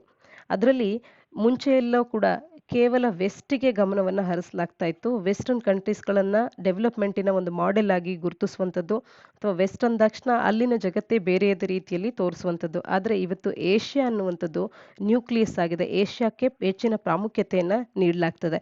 ಚೈನಾ ಅನ್ನುವಂಥದ್ದು ಇದನ್ನು ಒಂದು ಆಪರ್ಚುನಿಟಿಯಾಗಿ ಈಗಾಗಲೇ ಅದನ್ನ ಒಂದು ಆಪರ್ಚುನಿಟಿಯಾಗಿ ನೋಡಿ ಅದನ್ನ ಬಳಕೆ ಮಾಡ್ಕೊಳ್ತಾ ಇದೆ ಈ ಒಂದು ಅವಕಾಶವನ್ನ. ಆದರೆ ಒಂದು ಹರಿನೆಸ್ ಅನ್ನ ಚೈನಾ ತೋರಿಸ್ತಾ ಇದೆ. ಆಸ್ ಇಫ್ ಈ ಒಂದು ವಿಂಡೋ ಅನ್ನುವಂಥದ್ದು ಈಗೇನು ದೊರಕಿದೆ ಅದು ಆದಷ್ಟು ಶೀಘ್ರದಲ್ಲಿ ಕ್ಲೋಸ್ ಆಗ್ಬಿಡುತ್ತೆ ಅನ್ನುವಂತೆ ಚೈನಾ ರಿಯಾಕ್ಟ್ ಮಾಡ್ತಾ ಇದೆ. ಆದರೆ ಭಾರತ ಇದನ್ನ ಸರಿಯಾದ ರೀತಿಯಲ್ಲಿ ನಿಭಾಯಿಸಬೇಕು ಅನ್ನುವಂಥದ್ದು ಲೇಖಕರ ಅಭಿಪ್ರಾಯ ಆಗಿರ್ತಕ್ಕಂಥದ್ದು. ಇನ್ನು ಸಾಕಷ್ಟು ಚಾಲೆಂಜಸ್ಗಳು ಈ ಸಮಯದಲ್ಲಿ ಭಾರತಕ್ಕಿರುವಂಥದ್ದು ಅಥವಾ ಇಡೀ ಜಗತ್ತು ಕೂಡ ಇದನ್ನು ಫೇಸ್ ಮಾಡ್ತಾ ಇದೆ. ಆದರೆ ಭಾರತವು ಕೂಡ ಇದನ್ನ ಸರಿಯಾದ ವಿಧಾನದಲ್ಲಿ ಯಾವ್ಯಾವ ಸಮಸ್ಯೆಗಳು ಅಂತ ಅಂದ್ರೆ ಎಜುಕೇಶನ್, ಹೆಲ್ತ್, ಇನ್ವೆಸ್ಟ್ಮೆಂಟ್ ಇವೆಲ್ಲವೂ ಕೂಡ ಈ ಒಂದು ಕೋವಿಡ್ನ ಸಂದರ್ಭದಲ್ಲಿ ಸಮಸ್ಯೆಗಳಾಗಿದೆ. ಕ್ಲೈಮೇಟ್ ಚೇಂಜ್ ಅಂಡ್ ಎನರ್ಜಿ ಆಗಿರ್ಬೋದು, ಆನ್ ಟೆಕ್ ಸೊಲ್ಯೂಷನ್ಸ್ಗಳು, ರಿನ್ಯೂವಬಲ್ ಎನರ್ಜಿಗೆ ಅಂತ ಹೇಳಿ ಆನ್ ಟೆಕ್ ಸೊಲ್ಯೂಷನ್ಸ್ಗಳನ್ನು ನೀಡುವಂಥದ್ದಾಗಿರ್ಬೋದು, ಡಿಜಿಟಲ್ ಕೋಆಪರೇಷನ್ ವಿಚಾರದಲ್ಲಾಗಿರ್ಬೋದು ಭಾರತ ಇವತ್ತು ಬೇರೆಯದೇ ಸ್ಥಾನವನ್ನು ಪಡ್ಕೊಳ್ತಾ ಇದೆ. ಕಾರಣ ಸೆವೆರಲ್ ಮಿಡಲ್ ಪವರ್ಸ್ಗಳಂತ ಹೇಳಿ ಗುರುತಿಸ್ಕೊಳ್ತಿದ್ದ ಕಂಟ್ರೀಸ್ಗಳಲ್ಲಿ ಭಾರತ ಈ ಎಲ್ಲ ಕಂಟ್ರೀಸ್ಗಳನ್ನು ಇವತ್ತು ನ್ಯಾಚುರಲ್ ಪಾರ್ಟ್ನರ್ಸ್ಗಳನ್ನಾಗಿ ಮಾಡಿಕೊಂಡಿದೆ. ಹಾಗಾಗಿ ಸಾಕಷ್ಟು ಆಪರ್ಚುನಿಟೀಸ್ಗಳು ಭಾರತದ ಎದುರಿಗೆ ಇರುವಂಥದ್ದು. ಹಾಗಾಗಿ ಇರುವಂಥ ಚಾಲೆಂಜಸ್ಗಳನ್ನು ಆಪರ್ಚುನಿಟೀಸ್ಗಳನ್ನಾಗಿ ಬಳಕೆ ಮಾಡ್ಕೊಳ್ಬೇಕು ಅನ್ನುವಂಥದ್ದು ಲೇಖಕರ ಅಭಿಪ್ರಾಯ. ಹಾಗೇನೆ ಸಿಯಲ್ಲಿ ನಾವು ನೋಡಿದಾಗ ಕೂಡ ನಮ್ಮ ಸುತ್ತಲಿನ ಒಂದು ಸಿ ಏರಿಯಾಸ್ಗಳಲ್ಲೂ ಕೂಡ ಬ್ಯಾಲೆನ್ಸ್ ಅನ್ನುವಂಥದ್ದು ಇವತ್ತು ಹೆಚ್ಚಿನದಾಗಿ ಭಾರತಕ್ಕೆ ಫೇವರಬಲ್ ಆಗಿರ್ತಕ್ಕಂಥದ್ದು. ಬೇರೆ ಯಾವ ಕಂಟ್ರೀಸ್ಗಳಿಗೆ ಹೋಲಿಕೆ ಮಾಡಿದ್ರು ಕೂಡ ಇಲ್ಲಿ ಹೆಚ್ಚಿನ ಒಂದು ಅಡ್ವಾಂಟೇಜ್ ಅನ್ನ ಭಾರತ ಹೊಂದಿದೆ ಅಂತ ಹೇಳಿ ಲೇಖಕರ ಅಭಿಪ್ರಾಯ ಆಗಿರ್ತಕ್ಕಂಥದ್ದು. ಒಂದು ಮ್ಯಾರಿಟೈಮ್ ಕಮಿಷನ್ ಅನ್ನ ಕೂಡ ಕ್ರಿಯೇಷನ್ ಮಾಡೋದ್ರ ಬಗ್ಗೆ ಕೂಡ ಭಾರತ ಸಜೆಸ್ಟ್ ಮಾಡ್ತಾ ಇದೆ. Bay of Bengal initiative with partner ಕಂಟ್ರೀಸ್ಗಳು ಇವರೆಲ್ಲರೂ ಸೇರಿ ಇಲ್ಲಿನ ಒಂದು ಸೌತ್ ಈಸ್ಟ್ ಏಷ್ಯಾದ maritime security, cyber security, counter ಟೆರರಿಸಂನ ವಿಚಾರವಾಗಿ ಇನ್ಕ್ರೀಸಿಂಗ್ ಆಗಿ ಹೆಚ್ಚಿನ ಮಹತ್ವವನ್ನು ನೀಡೋದಕ್ಕೆ ಒಂದು ಮ್ಯಾರಿಟೈಮ್ ಕಮಿಷನ್ ಅನ್ನ ಕ್ರಿಯೇಟ್ ಮಾಡೋದಕ್ಕೆ ಸಜೆಸ್ಟ್ ಮಾಡ್ತಾ ಇರ್ತಕ್ಕಂಥದ್ದು. ಹಾಗಾಗಿ ಏಷ್ಯಾದಲ್ಲಿ ಮಲ್ಟಿಪೋಲಾರಿಟಿಯ ಕಡೆಗೆ ಭಾರತ ಗಮನ ಹರಿಸಬೇಕು ಅನ್ನುವಂಥದ್ದು ಲೇಖಕರ ಅಭಿಪ್ರಾಯ ಆಗಿದೆ. ಹಾಗೇನೆ ನಾನ್ ಅಲೈನ್ಮೆಂಟ್ ಮೂವ್ಮೆಂಟ್ ಅನ್ನ ಏನು ಈ ಹಿಂದೆ ಭಾರತ ಮತ್ತು ಬೇರೆ ಮುಖ್ಯ ನಾಯಕರು ಸೇರ್ಕೊಂಡು ಮಾಡಿದ್ರು ನೆಹರು ಅವರ ಸಂದರ್ಭದಲ್ಲಿ, ಆ ರೀತಿಯ ಒಂದು ನಾನ್ ಅಲೈನ್ಮೆಂಟ್ 2.0 ಅನ್ನ ಇವತ್ತಿನ ಒಂದು ಪರಿಸ್ಥಿತಿಗೆ ಅದರ ಅವಶ್ಯಕತೆ ಇದೆ. ಅದೇ ಸ್ಟ್ರಾಟಜಿಕ್ ಪ್ರಿನ್ಸಿಪಲ್ಸ್ಗಳ ಆಧಾರದ ಮೇಲೆ ನಾನ್ ಅಲೈನ್ಮೆಂಟ್ 2.0 ಅನ್ನ ಮತ್ತೆ ತರಬೇಕು ಅನ್ನುವಂಥದ್ದು ಲೇಖಕರ ಅಭಿಪ್ರಾಯ. ಯಾಕೆಂದ್ರೆ ನಾನ್ ಅಲೈನ್ಮೆಂಟ್ ಮೂವ್ಮೆಂಟ್ ಅನ್ನುವಂಥದ್ದು ಇವತ್ತಿಗೂ ಕೂಡ ಪ್ರಸ್ತುತವಾಗಿದೆ. ಇಟ್ ಇಸ್ ಸ್ಟಿಲ್ ರಿಲೆವೆಂಟ್ ಅನ್ನುವಂಥದ್ದು ಅವರ ಅಭಿಪ್ರಾಯ ಆಗಿದೆ. ಇಂಡಿಪೆಂಡೆಂಟ್ ಜಡ್ಜ್ಮೆಂಟ್ಸ್ಗಳನ್ನು ತರೋದಕ್ಕೆ, ನಮ್ಮ ಕೆಪಾಸಿಟೀಸ್ಗಳನ್ನು ಡೆವಲಪ್ ಮಾಡ್ಕೊಳ್ಳೋದಕ್ಕೆ, ಹಾಗೆ ಇಂಟರ್ನ್ಯಾಷನಲ್ ಆರ್ಡರ್ ಅನ್ನ ಭಾರತದ ಟ್ರಾನ್ಸ್ಫಾರ್ಮೇಷನ್ಗಾಗಿ ಎನೇಬಲ್ ಮಾಡೋದಕ್ಕೆ ಇವತ್ತಿನ ಸಿಚುಯೇಷನ್ ಅಲ್ಲಿ ಭಾರತ ಸ್ಟ್ರಾಟಜಿಕ್ ಅಟಾನಮಿಯನ್ನ ಪಡ್ಕೊಳ್ಳುವಂಥದ್ದು it is all the more essential ಅನ್ನುವಂಥದ್ದು ಲೇಖಕರ ಅಭಿಪ್ರಾಯ ಆಗಿದೆ. ಹಾಗಾಗಿ ನಾನ್ ಅಲೈನ್ಮೆಂಟ್ 2.0 ಅನ್ನುವಂಥದ್ದನ್ನ ಅದರ ಒಂದು ಅವಶ್ಯಕತೆ ಭಾರತಕ್ಕಿದೆ ಅನ್ನುವಂಥದ್ದು ಅದು ಒಂದು ವೇ ಫಾರ್ವರ್ಡ್ ಆಗಿ ಅದನ್ನ ಕೂಡ ಸಜೆಸ್ಟ್ ಮಾಡ್ತಾ ಇದ್ದಾರೆ ಲೇಖಕ. ಇವತ್ತಿನ ಚೇಂಜಿಂಗ್ ವರ್ಲ್ಡ್ ನಲ್ಲಿ ಅನ್ಸರ್ಟನಿಟೀಸ್ ಅನ್ನುವಂಥದ್ದು ದಿನೇ ದಿನೇ ನಮ್ಮನ್ನ ಕಾಡ್ತಾ ಇದೆ. ಹಾಗಾಗಿ ಈ ಚೇಂಜಿಂಗ್ ಸರ್ಕಮ್ಸ್ಟಾನ್ಸಸ್ಗೆ ನಾವು ಕೂಡ ಅಡ್ಜಸ್ಟ್ ಆಗಬೇಕು ಅನ್ನುವಂಥದ್ದು ಲೇಖಕರ ಅಭಿಪ್ರಾಯ ಆಗಿದೆ. ಪ್ರಾಯಶಃ ಇದನ್ನ ಅಫ್ಘಾನಿಸ್ತಾನದಲ್ಲಿ ಆಗ್ತಿರ್ತಕ್ಕಂಥ ಬದಲಾವಣೆಗಳಿಗೆ ಭಾರತವು ಕೂಡ ಒಗ್ಗಿ ನಡಿಬೇಕು ಅನ್ನುವಂಥ ಅರ್ಥದಲ್ಲಿ ತಿಳಿಸಿರಬಹುದು. ಹಾಗೆ ಸಾರ್ಕ್ ಅನ್ನ ರಿವೈವ್ ಮಾಡಬೇಕಾಗಿರ್ತಕ್ಕಂಥದ್ದು ನಮ್ಮ ಮುಂದಿರ್ತಕ್ಕಂಥ ಮುಖ್ಯವಾದಂಥ ಒಂದು ಸ್ಟ್ರಾಟಜಿ ಆಗಬೇಕು. ಯಾಕೆಂತಂದ್ರೆ ಈ ಒಂದು ರೀಜನ್ ಅಲ್ಲಿ ಸಾರ್ಕ್ಗೆ ಅದರದ್ದೇ ಆದಂಥ ಮಹತ್ವ ಇತ್ತು. ಹಾಗಾಗಿ ಸಾರ್ಕ್ ಅನ್ನ ರಿವೈವ್ ಮಾಡಬೇಕಾಗತ್ತೆ. ಅದರ ಮುಖಾಂತರವಾಗಿ ಈ ಒಂದು ಭಾರತ ಮತ್ತು ಭಾರತದ ಸುತ್ತಲಿನ ಕಂಟ್ರೀಸ್ಗಳ ನೈಬರ್ಹುಡ್ ಏನಿದೆ ಇಲ್ಲಿನ ಪ್ರಾಸ್ಪೆರಿಟಿ ಮತ್ತು ಸೆಕ್ಯೂರಿಟಿಗೆ ಹೆಚ್ಚಿನ ಒಂದು ಗಮನವನ್ನು ಹರಿಸೋದಕ್ಕೆ ಸಾಧ್ಯ ಆಗತ್ತೆ ಅನ್ನುವಂಥದ್ದು. ಹಾಗೇನೆ ಸೆಲ್ಫ್ ಸ್ಟ್ರೆಂತ್ ಅನ್ನುವಂಥದ್ದು ಮುಖ್ಯವಾದಂಥ ಕೀ ಆಗಿರಬೇಕು. ಈಗಾಗಲೇ ಮೇಕ್ ಇನ್ ಇಂಡಿಯಾ, ಆತ್ಮನಿರ್ಭರ್ ಭಾರತದ ಮುಖಾಂತರವಾಗಿ ಭಾರತವನ್ನ ಸೆಲ್ಫ್ ರಿಲಯಂಟ್ ಆಗಿ ಮಾಡುವಂಥದ್ದು, ನಮ್ಮ ಒಂದು ಪವರ್ಸ್ಗಳನ್ನ ಎಸ್ಟಾಬ್ಲಿಷ್ ಮಾಡುವಂಥದ್ದು, ಸ್ಟ್ರಾಂಗ್ ಮಾಡ್ಕೊಳ್ಳೋದಕ್ಕೆ ಭಾರತ ಸಾಕಷ್ಟು ಒಂದು ಪ್ರಯತ್ನವನ್ನ ಮಾಡ್ತಾ ಇದೆ. ಈ ಸೆಲ್ಫ್ ಸ್ಟ್ರೆಂತ್ ಅನ್ನುವಂಥದ್ದು ಭಾರತಕ್ಕೆ ಕೀ ಆಗಿರಬೇಕು ಅನ್ನುವಂಥದ್ದನ್ನ ಲೇಖಕರು ಅಭಿಪ್ರಾಯ ಪಡ್ತಾ ಇದ್ದಾರೆ. ಭಾರತದ ಎಕನಾಮಿಕ್ ಪಾಲಿಸಿ ಅನ್ನುವಂಥದ್ದು ಇಲ್ಲಿನ ಪೊಲಿಟಿಕಲ್ ಮತ್ತು ಸ್ಟ್ರಾಟಜಿಕ್ ಎಂಗೇಜ್ಮೆಂಟ್ ಅನ್ನ ಮಾಡಿಕೊಂಡು ಭಾರತದ ಎಕನಾಮಿಕ್ ಪಾಲಿಸಿ ಅನ್ನುವಂಥದ್ದು ಇರಬೇಕಾಗತ್ತೆ. ಗ್ಲೋಬಲೈಸೇಷನ್ ಅನ್ನುವಂಥದ್ದು ಭಾರತ ಗ್ರೋತಿಗೆ ಸೆಂಟ್ರಲ್ ಆಗಿರಬೇಕು ಅನ್ನುವಂಥದ್ದನ್ನ ಲೇಖಕರು ತಿಳಿಸ್ತಾ ಇದ್ದಾರೆ. ಸೆಲ್ಫ್ ರಿಲಯನ್ಸ್ ಅನ್ನುವಂಥದ್ದು ಇವತ್ತಿನ ಜಗತ್ತಿನಲ್ಲಿ ಮತ್ತು ಈ ಟೆಕ್ನಾಲಜೀಸ್ಗಳು ಈ ಗ್ಲೋಬಲ್ ಎಕಾನಮಿಯ ಒಂದು ಭಾಗವಾಗಿರ್ತಕ್ಕಂಥ ಸಂದರ್ಭದಲ್ಲಿ ಸೆಲ್ಫ್ ರಿಲಯನ್ಸ್ ಅನ್ನುವಂಥದ್ದು ಬಹಳನೇ ಮುಖ್ಯ ಆಗುತ್ತೆ. ಹಾಗಾಗಿ ಚೈನಾವನ್ನ ಅಲ್ಲಿನ ಅವರ ಒಂದು ವ್ಯವಸ್ಥೆಯನ್ನ ಇಮಿಟೇಟ್ ಮಾಡದೆ ನಾವು ನಮ್ಮದೇ ಆದಂಥ ನಮ್ಮ ಸ್ಟ್ರೆಂತ್ಸ್ಗಳನ್ನ ಬಳಕೆ ಮಾಡಿಕೊಂಡು ಭಾರತ ಏನು ಒಂದು ಐತಿಹಾಸಿಕವಾಗಿ ಒಂದು ನ್ಯಾಷನಲ್ ಐಡೆಂಟಿಟಿಯನ್ನು ಹೊಂದಿದೆ ಅದನ್ನ ಬಿಟ್ಟು ಕೊಡದೆ ನಮ್ಮ ಸ್ಟ್ರೆಂತ್ಸ್ಗಳನ್ನ ಬಳಕೆ ಮಾಡಿಕೊಂಡು ನಾವು ಸೆಲ್ಫ್ ರಿಲಯನ್ಸ್ ಅನ್ನ ಸೆಲ್ಫ್ ಸ್ಟ್ರೆಂತ್ ಅನ್ನ ಒಂದು ಕೀಯನ್ನಾಗಿ ಇಟ್ಕೊಂಡು ಜಗತ್ತಿನಲ್ಲಿ ಇವತ್ತಿನ ಒಂದು ಬದಲಾಗ್ತಿರ್ತಕ್ಕಂಥ ವರ್ಲ್ಡ್ನಲ್ಲಿ ಯಾವ ರೀತಿಯಾಗಿ ಭಾರತಕ್ಕೆ ಪ್ರಾಮುಖ್ಯತೆಯನ್ನು ದಕ್ಕಿಸ್ಕೊಳ್ಬೇಕು, ಅದರ ಕಡೆಗೆ ಭಾರತದ ಸ್ಟ್ರಾಟಜಿ ಏನಾಗಿರ್ಬೇಕು ಅನ್ನುವಂಥದ್ದನ್ನ ನಾವು ಗುರುತಿಸ್ಬೇಕು ಅನ್ನುವಂಥದ್ದು. ಒಟ್ಟಾರೆ ಭಾರತ ಇವತ್ತಿನ ಒಂದು ಜಗತ್ತಿನಲ್ಲಿ ಯಾವ ರೀತಿಯಾಗಿ ಬಿಹೇವ್ ಮಾಡಬೇಕು ಅನ್ನುವಂಥದ್ದನ್ನ ಲೇಖಕರು ಅವರದ್ದೇ ಆದಂಥ ವೇನಲ್ಲಿ ಭಾರತದ ಒಂದು ಸ್ಟ್ರಾಟಜಿ ಯಾವ ರೀತಿ ಇರಬೇಕು ಅನ್ನುವಂಥದ್ದನ್ನ ತಿಳಿಸ್ತಾ ಹೋಗಿರ್ತಕ್ಕಂಥದ್ದು. ಸಾರ್ಕ್ ಅನ್ನ ರಿವೈವ್ ಮಾಡುವಂಥದ್ದು, ನಮ್ಗಿರುವಂಥ ಚಾಲೆಂಜಸ್ಗಳನ್ನೇ ಆಪರ್ಚುನಿಟೀಸ್ಗಳನ್ನಾಗಿ ಕನ್ವರ್ಟ್ ಮಾಡ್ಕೊಳ್ಳುವಂಥದ್ದು, ಕ್ಲೈಮೇಟ್ ಚೇಂಜ್, ಎನರ್ಜಿ ಇವೆಲ್ಲ ವಿಚಾರಗಳಲ್ಲಿ ಟೆಕ್ನಾಲಜಿಕಲ್ ಸೊಲ್ಯೂಷನ್ಸ್ಗಳನ್ನು ನೀಡೋದಾಗಿರ್ಬೋದು, ಡಿಜಿಟಲ್ ಕೋಆಪರೇಷನ್ ಆಗಿರ್ಬೋದು, ಮತ್ತು ಈಗಾಗಲೇ ನಾವು ಮಿಡಲ್ ಪವರ್ಸ್ ಅಂತ ಹೇಳಿ ಎಸ್ಟಾಬ್ಲಿಷ್ ಆಗಿರುವಂಥ ಕಂಟ್ರೀಸ್ಗಳೊಟ್ಟಿಗೆ ಏನು ಅವುಗಳನ್ನು ನ್ಯಾಚುರಲ್ ಪಾರ್ಟ್ನರ್ಸ್ಗಳನ್ನಾಗಿ ಮಾಡ್ಕೊಂಡಿದ್ದೇವೆ. ಆ ಒಂದು ಸ್ಟ್ರೆಂತನ್ನು ಬಳಕೆ ಮಾಡಿಕೊಂಡು ಅದನ್ನೇ ಅಪರ್ಚುನಿಟಿಯಾಗಿ ಬಳಕೆ ಮಾಡ್ಕೊಳ್ಬೇಕು ಅನ್ನುವಂಥದ್ದಾಗಿರ್ಬೋದು, ನಾನ್ ಅಲೈನ್ಮೆಂಟ್ 2.0 ಅನ್ನ ತರುವಂಥದ್ದಾಗಿರ್ಬೋದು, ಸಾರ್ಕ್ ಅನ್ನ ರಿವೈವ್ ಮಾಡಿ ಅನ್ನುವಂಥದ್ದಾಗಿರ್ಬೋದು. ಈ ರೀತಿಯಾಗಿ ಈ ಲೇಖಕರು ಕೆಲವೊಂದು ಸ್ಟ್ರಾಟಜೀಸ್ಗಳನ್ನ ಭಾರತದ ಬೆಳವಣಿಗೆಗಾಗಿ ಇಲ್ಲಿ ತಿಳಿಸ್ಕೊಡ್ತಾ ಇರ್ತಕ್ಕಂಥದ್ದು. ಇದಿಷ್ಟು ಇಂದಿನ ಸುದ್ದಿ ವಿಶ್ಲೇಷಣೆಯಾಗಿದೆ. ನಾಳಿನ ಸುದ್ದಿ ವಿಶ್ಲೇಷಣೆಯೊಂದಿಗೆ ಮತ್ತೆ ಸಿಗೋಣ. ಧನ್ಯವಾದ.